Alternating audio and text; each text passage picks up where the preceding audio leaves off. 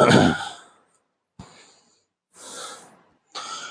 Students, मैं आपको पिछली वीडियोस में बता चुका हूं कि वर्ब तीन प्रकार की होती हैं।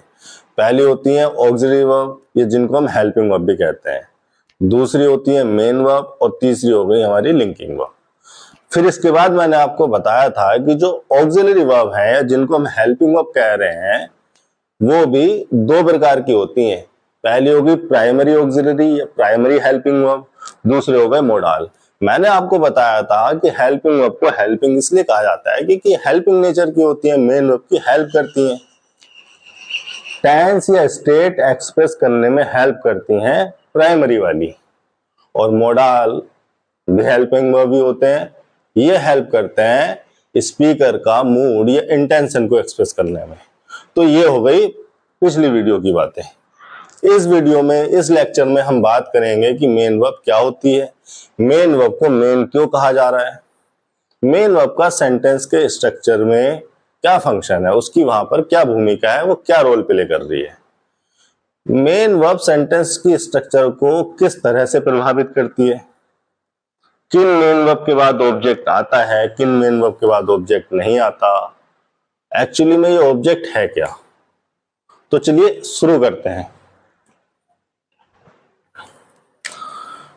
ये है दूसरे प्रकार की वर्ब हमारी, इसको हम कहते हैं मेन वर्ब। वर्ब लिख दीजिए, वर्ब्स लिख दीजिए। अब इसी तरह से बोर्ड पर मेन वर्ब लिख के मैं हमेशा स्टूडेंट से पूछता हूं कि बच्चों मेन वर्ब का मतलब क्या है, क्यों इनको मेन वर्ब कहा जा रहा है। भाई हेल्पिंग वर्ब को हेल्पिंग इसलिए कहा जा रहा था क्योंकि वो हेल्प कर रही थी मेन वर्ब की। मेन वर्ब को मेन क्यों कहा जा रहा है, देख लेते हैं सेंटेंस में। मैंने यहाँ पे एक सेंटेंस लिखा, सी इज सिंगिंग अ सॉन्ग। एकदम सिंपल सेंटेंस है, समझेंगे। अब इस सेंटेंस में दो वर्ब है, पहली वर्ब है हमारी हेल्पिंग वर्ब, दूसरी है हमारी मेन वर्ब। भाई ये हेल्पिंग इसलिए क्योंकि हेल्प कर रही है इसकी, किस चीज में, टेंस या स्टेट को एक्सप्रेस करने में मेन वर्ब की हेल्प कर रही है। अगर यहाँ पे इज ना लिखा होता तो क्या आप बता पाते कि ये प्रेजेंट में है और कंटिन्यूअस में है, नहीं बता पाते। इसीलिए तो, इसी को देखकर तो आपने अंदाजा लगाया कि ये प्रेजेंट में है और इसकी स्टेट है कंटिन्यूअस। उसी तरह से जो मेन वर्ब है उसको मेन इसलिए कहा जाता है क्योंकि सेंटेंस में होने वाला जो मेन एक्शन है, जो मेन टास्क है, ये वर्ब उसी को रिप्रेजेंट करती है। यानी कि मेन वर्ब सेंटेंस के main action, main activity, main task को रिप्रेजेंट करती है। ये मेन एक्शन नहीं है, ये तो हेल्पिंग नेचर की है, हेल्पिंग रोल में है, ये है। यानी कि इस सेंटेंस में जो मेन एक्शन है वो सिंग का है, तो इसी को तो रिप्रेजेंट कर रही है, इसीलिए इसको मेन कहा जा रहा है। तो मेन वर्ब को मेन इसलिए कहा जाता है क्योंकि सेंटेंस में होने वाले या किया जाने वाला जो मेन एक्शन है, जो मेन टास्क है, उसी को ये वर्ब रिप्रेजेंट करती है। ठीक है, तो ये हो गई कि मेन वर्ब क्या है, क्यों इसको मेन वर्ब कहा जा रहा है। अब आगे देख लेते हैं, इसको हटाना पड़ेगा।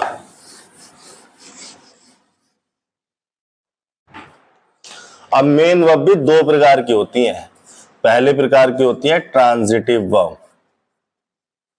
Transitive verb. दूसरे प्रकार की होती है इनट्रांजिटिव वर्ब।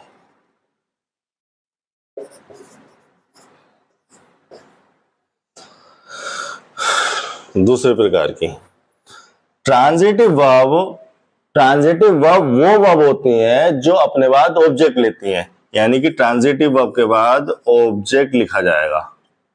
अब ये ऑब्जेक्ट क्या है, अगर आप ऑब्जेक्ट की डेफिनेशन देखोगे गूगल पर तो ऑब्जेक्ट की डेफिनेशन आती है वो पर्सन या थिंग जिसको सेंस किया जा सके, या जिसको टच किया जा सके, या जिसको देखा जा सके। ठीक है, तो ऑब्जेक्ट का मतलब कोई पर्सन, एनिमल भी आ सकता है, लिखा नहीं होगा उन्होंने, या थिंग। ठीक है, जिसको देखा जा सके, जिसको टच किया जा सके, जिसकी कोई फिजिकल एग्जिस्टेंस हो, उसको हम कह देते हैं ऑब्जेक्ट। सेंटेंस से समझते हैं कि क्या होती है ट्रांजिटिव वर्ब, किस तरह से वो अपने बाद ऑब्जेक्ट लेती है। जैसे मैंने लिखा यहां पर सेंटेंस, आई लव यू, एकदम बेसिक सेंटेंस है, सभी ने बोला होगा, सभी ने सुना होगा अपने जीवन में कभी ना कभी। आई सब्जेक्ट हो गया, लव हो गई हमारी मेन वर्ब। इंडेफिनिट का केस है तो इंडेफिनिट में हेल्पिंग वर्ब तो होगी नहीं, क्यों नहीं होगी, ये टेंस चैप्टर में बात करेंगे या स्टेट पर जब डिस्कशन होगा तब बात करेंगे। अभी हम देखेंगे कि ये है सब्जेक्ट, ये है मेन वर्ब। अब मेन वर्ब है तो इसके बाद क्या आ रहा है, इसके बाद लिखा हुआ है एक पर्सन, और ये पर्सन क्या है, ये पर्सन है ऑब्जेक्ट। ठीक है, इसका मतलब वर्ब का नेचर कैसा है, ट्रांजिटिव। भाई ट्रांजिटिव नेचर है तभी तो उसके बाद उसका ऑब्जेक्ट आ रहा है, यानी कि मेन वर्ब के बाद अगर ऑब्जेक्ट आ रहा है तो उसको क्या कहोगे आप, ट्रांजिटिव वर्ब। आप इस वर्ब को बिना ऑब्जेक्ट के नहीं छोड़ सकते। आप अगर यहां पे सेंटेंस को छोड़ दोगे गलत हो गया, क्योंकि वर्ब का नेचर यानी कि आपकी मेन वर्ब का जो नेचर है वो ट्रांजिटिव नेचर का है। ट्रांजिटिव नेचर की वर्ब बिना ऑब्जेक्ट के अधूरी रहती है, उसका मीनिंग पूरा नहीं होता जब तक उसके सामने ऑब्जेक्ट ना लिखा हो। और ऐसा क्यों होता है अभी डिस्कशन करेंगे। इंट्रांजिटिव वर्ब वो वर्ब हो गई, इंट्रांजिटिव वर्ब वो वर्ब है जिनके बाद ऑब्जेक्ट नहीं लिखा जाता। इंट्रांजिटिव वर्ब वो वर्ब है जो ऑब्जेक्ट के बिना ही अपने मीनिंग को पूरा कर लेती है, जिनका मीनिंग ऑब्जेक्ट के बिना ही पूरा हो जाता है। जैसे मैंने सेंटेंस लिखा है यहां पर, सी स्लेप्ट, ये सब्जेक्ट हो गया, ये मेन वर्ब हो गई, इंट्रांजिटिव नेचर की वर्ब है। इसके बाद कोई ऑब्जेक्ट आएगा क्या, कोई नहीं आएगा, कभी नहीं लिखोगे। एक और सेंटेंस अगर मैं यहां पे लिखना चाहूं इंट्रांजिटिव के लिए तो मैंने यहां पे लिखा सी स्विम्स, ठीक है, सी रेन, सी वेंट, ये सारी की सारी verb swims rain intransitive nature की वर्ब है। इंट्रांजिटिव नेचर की वर्ब है क्योंकि इनके बाद कोई ऑब्जेक्ट ही नहीं लिखा हुआ, बिना किसी ऑब्जेक्ट के बिना किसी पर्सन थिंग को लिखे हुए ही इनका मीनिंग पूरा हो गया। तो ये होती है ट्रांजिटिव वर्ब और ये होती है इंट्रांजिटिव वर्ब। ट्रांजिटिव वर्ब मतलब वो वर्ब जिसके बाद कोई ऑब्जेक्ट लिखा जाएगा, ऑब्जेक्ट का मतलब आपको पता है। इंट्रांजिटिव वर्ब का मतलब वो वर्ब जिसके बाद ऑब्जेक्ट नहीं लिखा जाएगा। ठीक है, अब ये तो हो गई क्या ट्रांजिटिव वर्ब है क्या इंट्रांजिटिव वर्ब है। लेकिन मेरा सवाल आपसे ये है कि ट्रांजिटिव वर्ब में ऐसा क्या है कि उनके बाद ऑब्जेक्ट लिखा जा रहा है, और इंट्रांजिटिव वर्ब में ऐसा क्या नहीं है जो उनके बाद ऑब्जेक्ट नहीं लिखा जा रहा, या ऐसा क्या है इंट्रांजिटिव वर्ब में जो उनके बाद ऑब्जेक्ट लिखने की आवश्यकता नहीं है। क्या हमें याद करने की जरूरत है, ये ट्रांजिटिव वर्ब की लिस्ट बना ली, ये इंट्रांजिटिव वर्ब की लिस्ट बना ली और रट्टा मार लिया। जब मैं आपसे कह रहा हूं कि आपको कुछ भी याद करने की जरूरत नहीं है, रट्टा मारने की जरूरत नहीं है, इसका मतलब मैंने भी याद नहीं किया होगा, कभी मैंने भी रट्टा नहीं मारा होगा, या तो एक्सपीरियंस से समझ में आ गया या ऑब्जर्वेशन के द्वारा समझ में आ गई चीजें। अपने सवाल पर वापस आते हैं। ट्रांजिटिव वर्ब में ऐसा क्या है कि उसको ट्रांजिटिव कहा जा रहा है और अपने बाद ऑब्जेक्ट ले रही है। इंट्रांजिटिव वर्ब में ऐसा क्या है कि उसको इंट्रांजिटिव कहा जा रहा है और उसके बाद किसकी ऑब्जेक्ट को लिखने की आवश्यकता नहीं है। क्या आपको याद करने की जरूरत है, बिल्कुल नहीं। ट्रांजिटिव वर्ब को कैसे रिकॉग्नाइज करेंगे, किसी सेंटेंस में अगर कोई वर्ब लिखी है कैसे रिकॉग्नाइज करेंगे, कैसे आइडेंटिफाई करेंगे देख के कि ये ट्रांजिटिव है या इंट्रांजिटिव है, ऑब्जेक्ट लेगी या नहीं लेगी, कैसे पता लगाएंगे। तो मेरी बात को जरा ध्यान से सुनिए। पहले मैं आपको एक शब्द के बारे में बताता हूं। देखो कोई भी जो वर्ड आए ना आपके सामने, कोई भी अगर कोई कॉम्प्लिकेटेड फ्रेज या कॉम्प्लिकेटेड आपकी लाइफ में भी अगर कभी कोई कॉम्प्लिकेटेड चीज आती है या कॉम्प्लिकेटेड सेंटेंस लिखा हुआ आ जाए या कॉम्प्लिकेटेड वर्ड आ जाए या कॉम्प्लिकेटेड फ्रेज आ जाए या कोई कॉम्प्लिकेटेड सिचुएशन आ जाए, तो सबसे पहले उसको सिंप्लीफाई करो, उसके छोटे छोटे टुकड़ों में तोड़ो, उसके एक एक टुकड़े का सॉल्यूशन ढूंढो और फिर सब सारे सॉल्यूशन को चिपका दो, प्रॉब्लम सोल्व। देखो शुरू करते हैं यहां से। पहले मुझे ये हटाना पड़ेगा।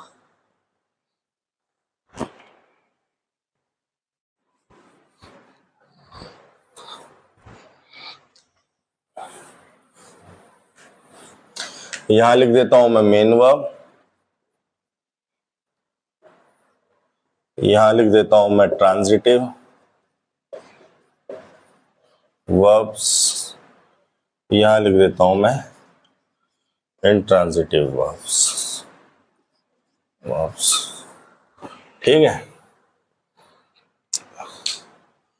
तो हम बात कर रहे थे कि क्यों ट्रांजिटिव में ऑब्जेक्ट आ रहा है, क्यों इंट्रांजिटिव वर्ब अपने बाद ऑब्जेक्ट नहीं ले रही है, ऐसा क्या है इनमें।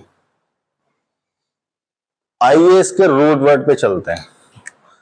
देखो पहले समझते हैं रूट वर्ड के बारे में। ये मुझसे एक बच्चे ने डाउट पूछा था, तो रूट वर्ड क्या होता है, उसने पूछा था सर रूट वर्ड्स क्या होते हैं या रूट वर्ड्स क्या होते हैं। तो वो रूट का मतलब आप सबको पता है, रूट का मतलब जड़, ठीक है। यानी कि कोई भी वर्ड जो अपनी जड़ में हो, यानी कि अपनी बेस फॉर्म में हो। एग्जाम्पल के तौर पर यहां पे देख लो, एग्जाम्पल के तौर पर एक वर्ड है जैसे टीच, टीच एक वर्ड है। अब टीच से बना क्या, टीचर, टीचिंग भी बन गया, ठीक है। जैसे प्ले एक वर्ब है, प्ले एक वर्ब है और प्ले से क्या बना, प्लेयर। तो इसको क्या कह रहे हैं, रूट वर्ड, क्योंकि ये अपनी बेस फॉर्म में है। इसको तो, इस वाले वर्ड को तो इससे ड्राइव करके बनाया गया है ना, कुछ जोड़ घटान करके बनाया गया है ना, कुछ ऐड करके बनाया गया है ना। तो जो मूल शब्द होते हैं ना उनको कहा जाता है रूट वर्ड, बाकी वर्ड उनके द्वारा बनाए जाते हैं, तो उन वर्ड को कहा जाता है डिराइव्ड फॉर्म या इन्फ्लेक्शन कह देते हैं। डाल लेना गूगल पे क्या आता है इन्फ्लेक्शन के बारे में लिख के, इन्फ्लेक्शन बता भी चुका हूं शायद मैं किसी लेक्चर में। फिलहाल इसको हटा देते हैं। अभी ये रूट वर्ड में चूंकि कोई टर्म यूज करता हूं तो उसके बारे में बताना सही है, क्योंकि बच्चे कंफ्यूज हो जाते हैं, फिर परेशान करना अच्छी बात नहीं है किसी को। हमारा फोकस है ट्रांजिटिव। अब देखिए ट्रांजिटिव के इस ट्रांस पे फोकस करिए, ट्रांजिटिव वर्ब में जो ट्रांस आ रहा है ना, इस ट्रांस पे फोकस कीजिए। अब ट्रांस से बनने वाले सारे शब्दों को लिखिए। ट्रांस से बनने वाले सारे शब्द कौन से हैं, ट्रांसफर, ट्रांसपोर्ट,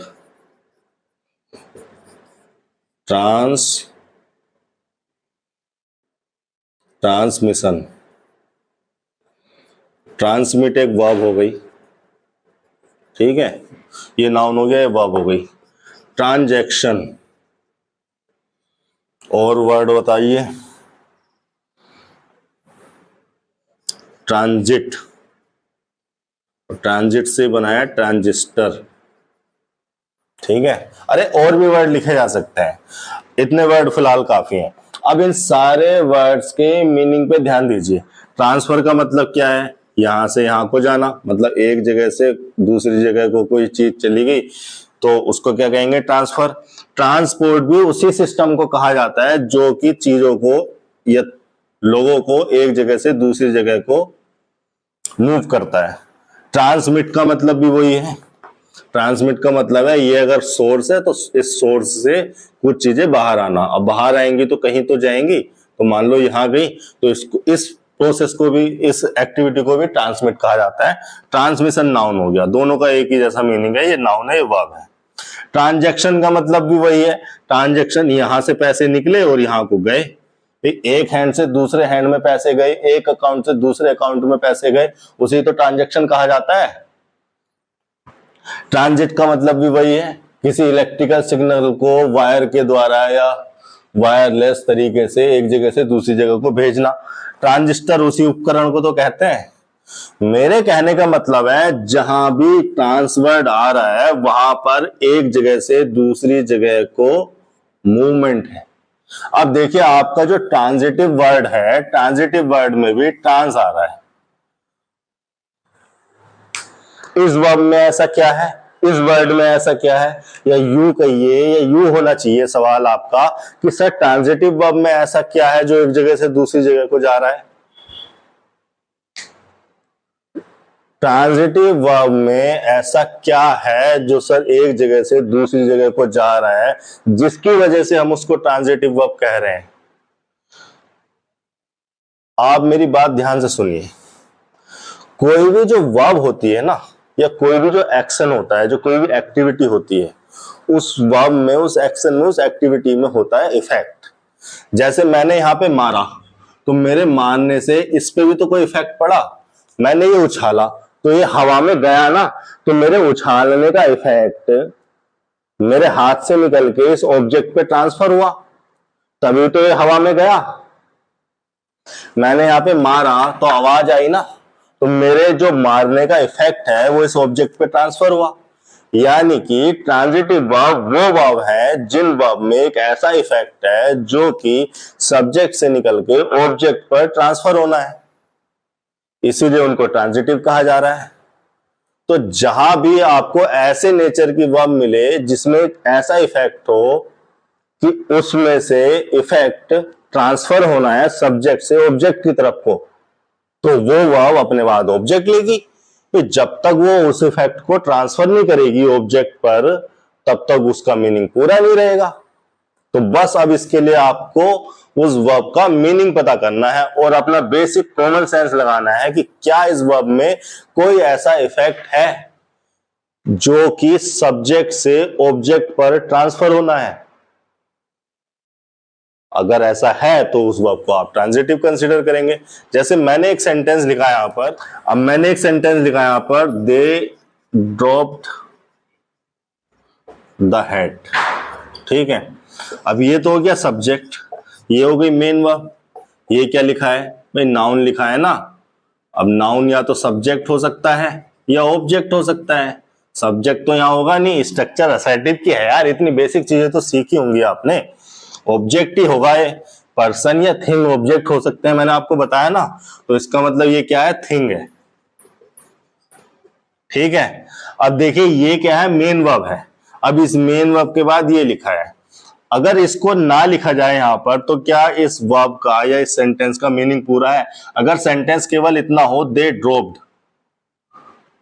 अगर सेंटेंस केवल इतना हो दे ड्रॉप्ड, तो क्या ये मीनिंगफुल है? क्या आपको इसके बाद एक ऑब्जेक्ट नहीं चाहिए? भाई आपको बताना भी तो पड़ेगा ना कि क्या क्या गिराया। इसलिए कहा जाता है जो ऑब्जेक्ट है थिंग्स के केस में वो व्हाट का रिप्लाई होता है। एक्चुअली में ड्रॉप एक ऐसी वर्ब है, by meaning by nature drop एक ऐसी वर्ब है जिसमें एक ऐसा इफेक्ट है जो इफेक्ट सब्जेक्ट से ऑब्जेक्ट की तरफ को ट्रांसफर होना है। भाई गिराया तो कुछ तो गिराया, क्या गिराया उन्होंने? और जब गिराया होगा ऑब्जेक्ट तो कुछ गिरा भी तो होगा। तो दे ड्रॉप्ड, मेन वर्ब हो गई। उसके बाद उसका मीनिंग पूरा करने के लिए, उसके इफेक्ट को ट्रांसफर करने के लिए एक ऑब्जेक्ट लिखा जाना है। इसीलिए अपने मीनिंग की वजह से ये वर्ब ट्रांजिटिव वर्ब है। और ट्रांजिटिव वर्ब है इसलिए ऑब्जेक्ट नहीं ले रही है, ऑब्जेक्ट ले रही है अपने मीनिंग की वजह से, इसलिए ट्रांजिटिव वर्ब है। दिन है इसलिए सूरज नहीं निकल रहा है, सूरज निकल रहा है इसलिए दिन है। सूरज निकलता है तो हम कहते हैं इतने समय से इतने समय तक को दिन, ना कि दिन है तो सूरज निकल रहा है। आप समझिए, ये बाय मीनिंग एक ऐसी वर्ब है जिसमें एक ऐसा इफेक्ट है जो उसके ऑब्जेक्ट पे ट्रांसफर होना है। अगर वो ऑब्जेक्ट आप नहीं लिखोगे तो उस इफेक्ट को ट्रांसफर करने के लिए कुछ इसको मिलेगा नहीं, इसका मीनिंग खत्म हो जाएगा, या आप इसके मीनिंग के हिसाब से काम नहीं करोगे, सेंटेंस का स्ट्रक्चर बिगड़ जाएगा। तो ये इसीलिए ट्रांजिटिव है क्योंकि इसमें इफेक्ट है और यहाँ पे इसको वो इफेक्ट ट्रांसफर करना है, ठीक है। ट्रांजिटिव मतलब ट्रांसफर करना है। इंट्रांजिटिव इसका उल्टा हो गया। भाई इंट्रांजिटिव वर्ब वो वर्ब हो गई जिन वर्ब में ऐसा कोई इफेक्ट नहीं है जिन्हें उन्हें ऑब्जेक्ट पर ट्रांसफर करना हो। जैसे कि मैंने यहां पे एक सेंटेंस लिखा, शी वेंट। अब देखो ये जो एक्शन है मेन वर्ब है, ये हो गई सब्जेक्ट यानी कि वर्ब की सेकंड फॉर्म। अब ये जो एक्टिविटी है इफेक्ट इसमें भी है, हर वर्ब में एक इफेक्ट तो रहता ही है। तो वो एक्टिविटी है या कोई एक्शन है तो उसमें इफेक्ट तो रहेगा ही रहेगा। कहने का मतलब है कि इफेक्ट तो वर्ब में हो गई, लेकिन इसमें कोई ऐसा इफेक्ट नहीं है जो ऑब्जेक्ट पे ट्रांसफर होना हो, इसका इफेक्ट सब्जेक्ट पर ही रह जाना है।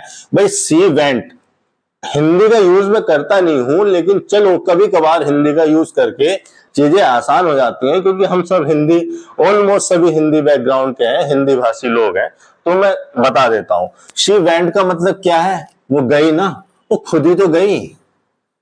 ऐसा थोड़ी ना है कि सड़क पे या जूतों पे या किसी और पे उसका इफेक्ट ट्रांसफर हो गया, उसका इफेक्ट सी पे ही तो रहा। यानी कि ये जो एक्टिविटी हुई, ये जो एक्शन हुआ, इसका इफेक्ट सी पे ही तो रहा।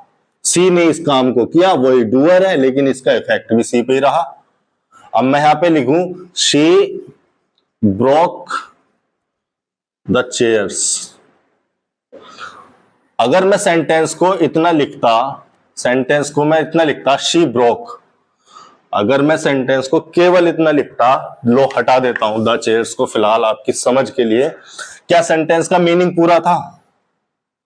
भाई अब ये सब्जेक्ट हो गया, ये मेन वर्ब हो गई। अभी नहीं पता हमें मेन वर्ब ट्रांजिटिव नेचर की है, इनट्रांजिटिव नेचर की है, हम तो अभी पता करेंगे। कैसे पता करेंगे? आप सबको पता है कि ब्रेक का मीनिंग क्या होता है। अब ब्रेक का मीनिंग आप अगर समझोगे, दिमाग में लगाओगे, तो आपको पता चलेगा कि ब्रेक के मीनिंग में एक ऐसा इफेक्ट है जो सी तक नहीं रहना है, बल्कि किसी दूसरे ऑब्जेक्ट पर ट्रांसफर होना है। यानी कि इसके बाद कोई ऑब्जेक्ट लिखा जाना है। अब वो ऑब्जेक्ट पर्सन भी हो सकता है, थिंग भी हो सकता है। ये भी इसके मीनिंग से ही पता चलेगा कि ऑब्जेक्ट को पर्सन होना है या थिंग होना है। भाई पर्सन को तो ब्रेक कर नहीं दोगे आप, किसी थिंग को ही ब्रेक करोगे ना। कुर्सी तोड़ दी, टेबल तोड़ दी, पेन तोड़ दिया, किसी का चश्मा तोड़ दिया, सारी थिंग ही रहेंगी।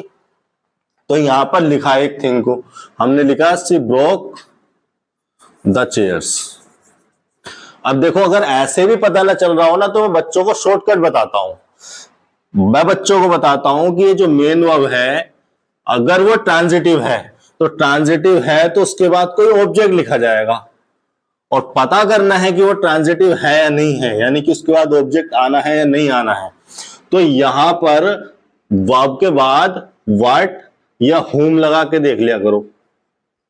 यानी कि व्हाट या हुम, व्हाट लगा सकते हो आप थिंग्स के बारे में पता करने के लिए, होम लगा सकते हो आप पर्सन के बारे में पता करने के लिए। ऐसी ट्रांजिटिव वर्ब है जो अपने ऑब्जेक्ट के रूप में केवल थिंग्स को लेगी। ये तो इंट्रांजिटिव वर्ब है।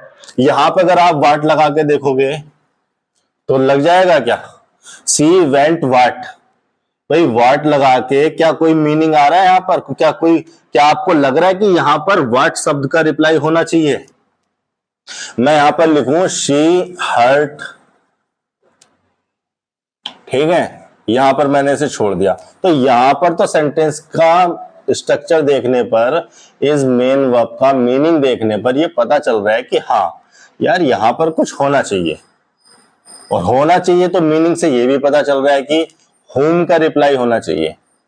होम का रिप्लाई मतलब कोई पर्सन को यहां पर होना चाहिए, मतलब थिंग्स को तो हर्ट नहीं किया जाएगा, क्योंकि एक इमोशन को हर्ट करने वाली बात होती है यहां पर, ठीक है। तो अब अगर पर्सन को होना चाहिए तो उसको हुम का रिप्लाई होगा वो, तो यहां पर मी या हिम ऐसा कुछ लिखा होना चाहिए, ठीक है। हुम लगा के हमें ये पता चला, लेकिन यहां पर तो ना वाट लगा के कुछ मीनिंग आ रहा है, ना हुम लगा के आ रहा है। इसका मतलब इंट्रांजिटिव वर्ब है, ठीक है। तो मैंने आपको बताया कि ट्रांजिटिव वर्ब ट्रांजिटिव इसलिए होती हैं क्योंकि उनका रूट वर्ड है ट्रांस। ट्रांस का मतलब है ट्रांसफर करना, इधर से इधर को कुछ मूव हो रहा हो। यानी कि सीधे शब्दों में ट्रांजिटिव वर्ब में एक ऐसा इफेक्ट है, या वो वर्ब जिनमें एक ऐसा इफेक्ट है जिन्हें सब्जेक्ट से निकलकर ऑब्जेक्ट पर ट्रांसफर होना है, ऐसी वर्ब के बाद ऑब्जेक्ट लिखा जाना है। ऑब्जेक्ट नहीं लिखा जाएगा तो उनका मीनिंग अधूरा रहेगा। तो ऐसी वर्ब को हम ट्रांजिटिव वर्ब कंसीडर करते हैं। और अकॉर्डिंगली जब हमने पहचान लिया कि इस वर्ब का मीनिंग ऐसा है कि ऑब्जेक्ट आना चाहिए, इसका मीनिंग अधूरा रह जाएगा अगर ऑब्जेक्ट नहीं लेगी, तो अकॉर्डिंगली ट्रांजिटिव वर्ब के बाद हम ऑब्जेक्ट लगाते हैं। अब ऑब्जेक्ट कोई पर्सन भी हो सकता है, थिंग भी हो सकता है। यह भी उस वर्ब के मीनिंग से ही पता चलेगा कि वो ऑब्जेक्ट के रूप में पर्सन को लेगी या थिंग को लेगी। इंट्रांजिटिव वर्ब वो वर्ब होती है जिनमें एक इफेक्ट तो होता है, हर वर्ब में कोई ना कोई इफेक्ट होता है। इंट्रांजिटिव वर्ब वो वर्ब होती है जिनमें एक इफेक्ट तो होता है, लेकिन ये इफेक्ट ऑब्जेक्ट पर ट्रांसफर नहीं होना, ये इफेक्ट सब्जेक्ट पर ही रह जाना है। अब ऑब्जेक्ट पर ट्रांसफर नहीं होना तो ये ऑब्जेक्ट के बिना भी अपने मीनिंग को पूरा कर जाती है, इसीलिए इनको कहा जाता है इंट्रांजिटिव वर्ब।